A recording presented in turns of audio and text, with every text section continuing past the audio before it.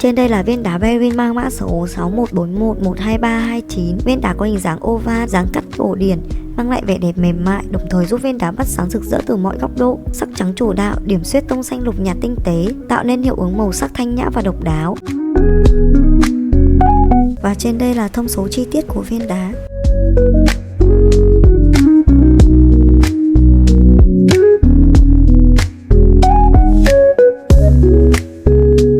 Trên đây là một số sản phẩm tiêu biểu các bạn có thể tham khảo.